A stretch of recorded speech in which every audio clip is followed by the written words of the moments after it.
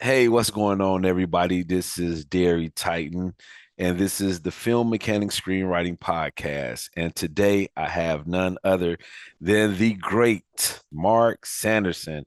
And his book, A Screenwriter's Journey to Success, is one of the most fascinating things that you could have in your collection. If you follow him on Twitter, or on Instagram, you will understand why he posts a lot of things he's doing because his goal is to make better screenwriters. Not just a better screenwriter at great at writing, just a better screenwriting at dealing in the business of screenwriting, which is what this particular season is all about, the business of screenwriting. So I could go on and on and on about Mark because I can, but I'm gonna let Mark tell you who he is. Mark, tell us a little bit about you right quick. Derry, thank you so much. I wrote the book because there's a lot of books about, how to 3 act structure, hero's journey, la, la, la. And I wanted to use my 20 plus years of experience to come out to say, here's how you live a life of a writer. Okay, that other stuff we all learn from take and draw from different things, but here's how to live your daily disciplines, because this is going to be a long haul journey. And it is. Everyone who thinks it's easy, I'm just going to write one script and sell it for $1 million, and it just really doesn't happen like that. So you have to be in this for the long haul journey. As I say, it's a long haul journey to reach any level of success. And the reality is that we may not all be a list. There's an only, a small percentage, even in sports, every aspect of it. But that doesn't mean you can't have the quote unquote working screenwriter life, which is wonderful to get up in the morning and get paid to what you love to do for a living. A lot of people don't get to do that. They work for the weekends, and I'm usually working on the weekends because I work 7 days a week. Writer's life doesn't end, when the clock turns off. Everything that you do, I believe, is part of your research, right? Life experiences. You want authentic writing, and that only comes from not just watching movies and regurgitating what you've seen, because I'm sure you and I have read scripts. You're like, this doesn't really feel, authentic. Is getting out there and going beyond your comfort zone and really experiencing life. It's almost your duty, I think, as a writer. And then, like actors, internalize that and then create real characters, not just cardboard cutouts of what, cliches that we've seen before. Yeah. So, the intent with the book was that is to like, here is my experience with examples. And then here's how, and it's all about time, so much time. I don't think mistakes are wasted time, but if you can kind of avoid pitfalls, that'll help you hopefully reach your goals a lot sooner than just hitting that wall. The word that you use when you use the word pitfall is really important to me. So, as a writer, what are some of the pitfalls that you face, like that you could tell us about? Just give us a few pitfalls. I think one is unrealistic expectations. Your first script or whatever is to get out there, and some people don't have the luxury of being around the business, sort of peripheral. There may be in a town where there's nobody doing film and you're the only person. That's fine. But now with the internet, of course, we can. But pitfalls in just not being prepared, and not doing your homework, reading about the business. When I would go on pitch meetings, always read up on the person you're meeting with, perhaps see something that they've done so you can talk to them in that special language. You're not just coming in and going, I expect you to know, everything about me when maybe you've done nothing, maybe you've done one script, but to really do your research on them and then say, and then look for those connections, like, in your movie, blah, blah, blah, when you had that scene, and they, oh, boy, well, they respect you in 2 seconds. Like, wow, this person's done their homework, and especially also when you start working with directors and, even on that early pitch meeting with director, like I had one assignment and I was going to be rewriting the script, for this director. And I looked at his other movies, which were similar to this. It was a sci-fi thing, never happened, but I worked on it, but it never happened. But I came in and I said, oh, like those tunnel shots you did in the blah, blah, blah. And he was like, oh, yeah, yeah. So we were talking with a symbiotic shorthand there already. And I had never worked with him. You know what I mean? So it's like doing the things that for me now at this point just become like intuitive. It's just like what you do. But but you had to learn that, by going through that. And then, a lot of writers don't like to do outlines. They just like, oh, I'm a pantser. I went to a writer's meetup the other night here in LA, which is another cool thing because you can go around and commiserate with other writers. Most of the time we're in our cave working, and I was talking to a guy and he's like, yeah, I just kind of, I said, how long did it take you to finish the script? Well, forever. Oh, okay. That's not a good thing. When you start working as an assignment writer, which is, by the way, the bread and butter of all working writers, assignment work. I never thought that in college. In college and film school, we were about specs, and you do have to write your specs, but you're not going to make a career of selling specs. It's not that business. Back when I was in school, yeah, it was different, but the business changes. So you're going to write your specs as calling cards, as examples of your writing. So I never thought, well, writers make a living with somebody else's idea, or yeah, it's an assignment, I mean, look at all the Marvel films. Those are assignment jobs. The guy didn't come in and I don't own the property. I'm not, so it's, it's just all those things. Or it's just, outlining, because these things you're going to need when you start working professionally. And so a lot of writers think, I don't have to do all that stuff. I don't have to know grammar. I don't have to punctuation. I'm going to pay somebody else to do it. No, it all goes hand in hand with respect for the craft. And that's the thing that, I see. It may not be an overt disrespect to the craft, but boy, you'll never be bigger than the craft. Like Hemingway said, we're all apprentices in a craft where no one's a master. And you're like, if Hemingway said that, we're still learning, like the jazz musician who's 80 and goes, yeah, I'm still learning, the notes between wow, because it's an ongoing thing. I'm done. I've read a book. I'm writing a script. I'm done. No, no, no. It's the beginning of a long journey. Mm-hmm. And you have to realize it's a long, lifelong journey. And especially if you want to get down and dirty in the trenches of Hollywood, you're going to get muddied and beat up. And, a lot of stuff is it's not going to be easy. Even if talent, of course, you have to have talent, but your work ethic, your integrity, all these things go hand in hand. You just can't say, oh, I'm talented. No, there's a lot of talented people. There's a lot of good screenplays. There's a lot of ideas, as Stephen King says, are cheap as table salt. Yeah. And the main thing is the idea. I also consult on scripts, and a lot of time the concept doesn't match the execution. Mm-hmm. So you got this great concept, wow, that would make a great thing. And it's not quite, it doesn't quite hit the mark. And will it take 10 drafts? Will they give you that time? Or the writer says, oh, I just wanted to buy my script. You want them to buy your script because of the idea and fire you? And then you don't get credit? That's not a good idea for a career goal.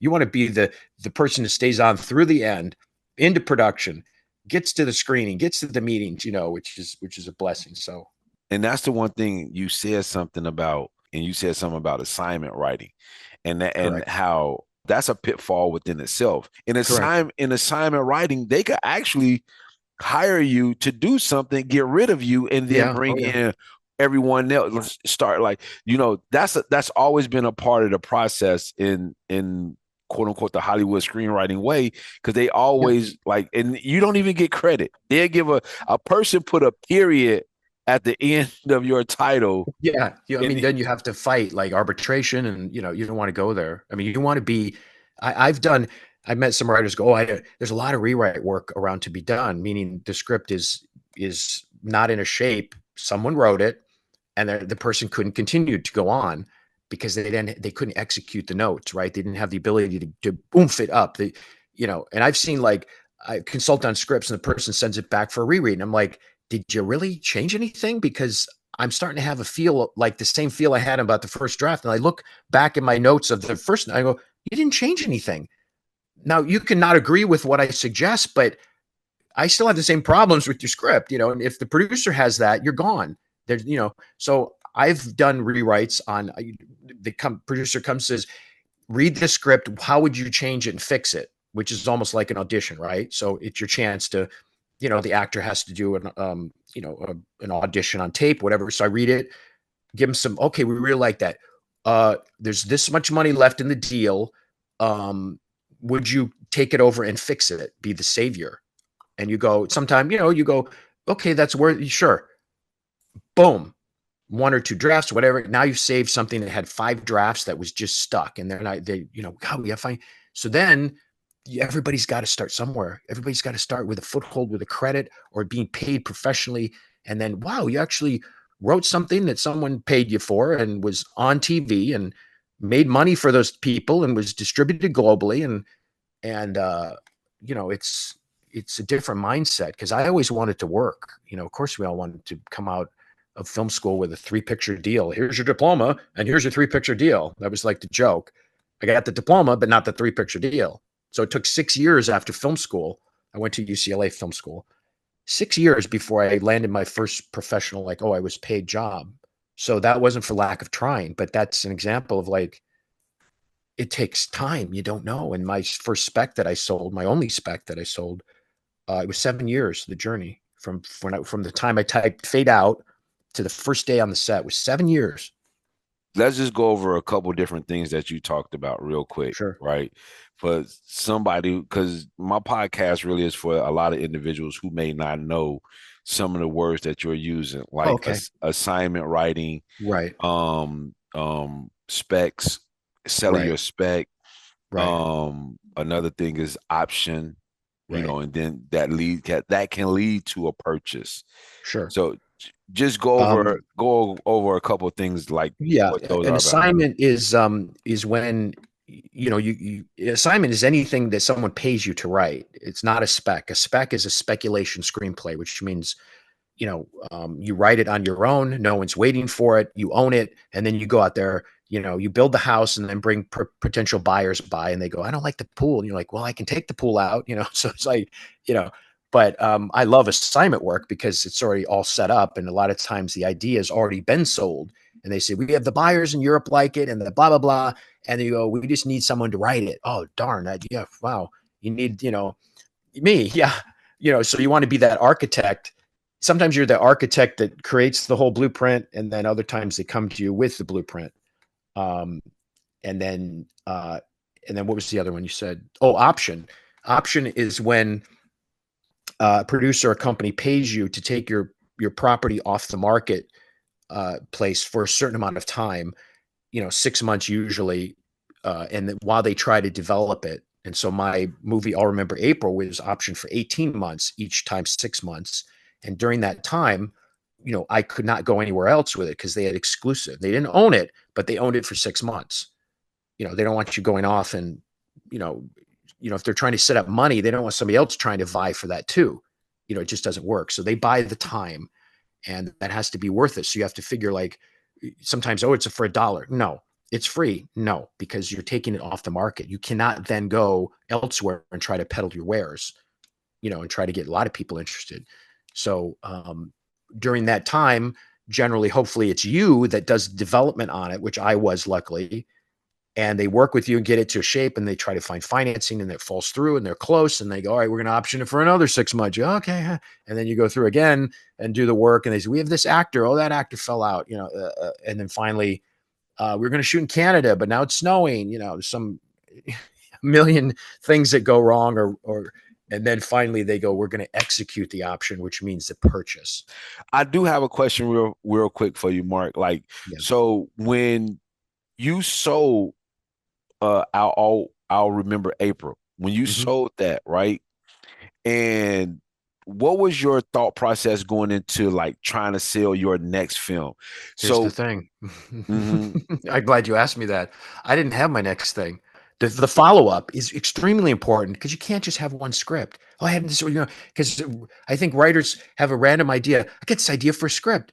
I've had 24 paid assignments, since then. I never sold another spec. Last year I sold a pitch, which I was excited because it was, my original thing, but everything else has been, come to me, blah, blah, blah. And, here's the thing, and write it. And, not all have been made. That's the thing too. But to have that follow-up would have been good and important. Not just one, like 2. Oh yeah, that are ready to go. As Derry, they got to be ready to go. They can't be like, they got to be like solid. and ready to like be impressive, because there's 50,000 things registered with the guild every year. And I looked up the statistic, WGA, 5,900 or 600 writers reported income, and 11,500, were in total. So like about half of the guild doesn't work in a given year. They don't report income. Right. Screenwriters, the Screen Actors Guild is even worse. But so not every, writer in the guild is, I'm pre-WGA. I got it. Just because you're in doesn't mean someone's out looking for a job for you. Even Right. when when you have an agent or manager, I always thought they'd be on the phone every day going, Mark's amazing. You got to, blah, blah, blah. He's got this thing and he's got to. No, I'm on the phone every day trying to create those relationships, not just contacts. And I always say, be a good contact. Don't be selfish where it's a me, me, me. What can you do for me? Many times I found an opportunity and said, I know who would be good for this. And I put them in touch with each other, and the person got the job. And that just makes me so happy, because you could do that. If more people did that, it would be nice. Real quick, Mark, are you in a union? I'm not. Do you have a lawyer that you work close Yes. with? Yes. Luckily, I have a lawyer who's a friend, and he's at a huge firm. So, yeah, every script, everything I do goes through that. But the jobs are direct connection with the executive or the producer or whatever. It's direct, or with the director. These are the type of things, because I'm not spending my time now chasing representation. It's just not personally worth it for me. I had that in the past, but So which is really, really interesting, because every writer, every young writer always feel the need to have a literary agent on their yeah, team, of course. right? Like they have to have I'm writing, and like if you go to any of the, like the panels and with Mm-hmm. all of the big writers sitting up there, you get one question, how do I get an agent, or Yeah, where do I get an agent from? right. You don't. So right, right. An agent will find you, right? Yeah. Like that's how that normally, but is it necessary to have an agent in this It's industry? it's it's nice, but again, an agent is sort of like a job filler. It's better to have a manager. When I've had managers, they've always been over for the long haul. And then when it's time to go out with a spec wide, they find an agent who they've worked with, and they interface together and do this big send out plan. But I see on X all the time, I just finished my script. How do I get an agent? You don't, because agents, especially now, the way the business is, and it's all so up and down, they have 10 clients and maybe 5 aren't working, and they're going to take a new one who's uncredited unless you have a lot of heat, like, oh, Brad Pitt wants to do my movie, or, whatever. You're not ready. Most people, even if you have to have a body of work that they know that they can send you out, and that you will deliver the goods and won't embarrass them, and go to some pitch meeting and have it be, half baked, whatever, and come back and reflect upon them. Or if you do get the assignment job, that you can deliver on time and do a really great job, and it reflects good on them. Not like, we had to fire your writer, what's going on? And so, you have to think about the paradigm of the agency too. It's that they have bosses who look and go, my partner and I had an agent, he only sold specs, which we love, because we write specs, but that's a double-edged sword, because he would send a spec out to 40 companies and it didn't sell on Friday. And then Monday we had a lot of meetings, but the spec we spent 6 months writing now is basically a paperweight, or something. It's like no one wants it. It didn't sell. So then you go, let's write another one. So we do another one, right? And then we do the send out with our manager, and that doesn't sell. And boy, we're on thin ice. And so we're sitting there at the meeting, and my partner pulls out of his back pocket this pitch, and I'm like looking at him going, oh yeah, that's something we kind of worked on. And he goes, blah, blah, blah, blah. And then the agent goes, that's it. I love it. Write that one. So we go off and, we write that one, come back. He reads it, takes him 3 weeks. Our manager called and said, yeah, he said it wasn't for him, which is basically him saying, I'm done 3 times and out. We're not going to keep going out with the specs that aren't selling, even though maybe he went out too early with them. Maybe they need more work. Who knows? But what I'm saying is that'll come in due time, as all good things do, when you're prepared and you got the shiny spoons to sell and they're all ready and to go, not with your first screenplay. And then you might have a hip pocket client where they put you in the hip pocket where they don't sign you, but they say, yeah, go do your thing. And if something happens, then have them call me. And, and also just because we learned that you're signed doesn't mean someone's going to work harder either. So that whole thing about representation, everybody's waiting on it, but make your own, like I said, make those relationships with those producers, executives that are going to be long-term, that you don't need to go around. You go right to the source and say, what do you got? And the producer says, I got 3 projects. I need writers for 2 of them. Are you available? Yeah, that, done, but to wait on it, but I would say get a manager first, because they are the ones who usually come out of development, and so they can develop the script with you and give you really good notes before you launch it and try to go up against some big agency that's got 10 A-list clients, and you're trying to go, because I think what you're saying is that writers think that's the only way I can get work. No, it's not. Like I said, I think you and I are like workers. We like to work, and I've always liked to work and get movies made and make movies. The bills are due, Mark. The bills are due. The bills are due. Yes, true that. Yeah. The bills are due. So Mark, it's been a pleasure to have you on the film. Gary, it's been my honor and pleasure. I thank you so much for this. I wish we had done this earlier, but I'm so glad we hooked up now. Oh yeah, thank you, Mark. So just tell us how people can find you. Share us where we can. I have a website. It's 5o'clockblue.net, one word. And if you go there, you'll find it's a one-stop shop about my consulting services and the book. And I'm on X at ScriptCat. I'm on X, and also Instagram, Mark Sanderson _ScriptCat. And I try to post as much as possible, and just tips, tricks, and tactics to survive as a working screenwriter in Hollywood. Man, you have a wonderful book, man. Thank you so much. Thank you for that.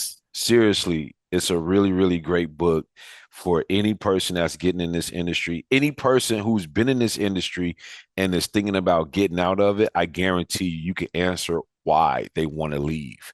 And a lot of times it just comes down to them having somebody who can speak their language, not a producer, not a reader, not somebody on our side, somebody who understands, who truly understands, right? Yeah. So thank you, Mark, again, man. I look forward to speaking with you offline. And for everyone that's out here, please feel free to go out and get a screenwriter's journey to success, tips, tricks, and tactics to survive as a working screenwriter in Hollywood by Mark Sanderson. Thank you, Jerry.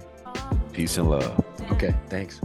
Hey, don't forget to drop by www.dairytitan.com and make sure you grab a copy of the Film Mechanics Screenwriting Workbook, a screenwriting process that sells. Until next time, we'll see you later.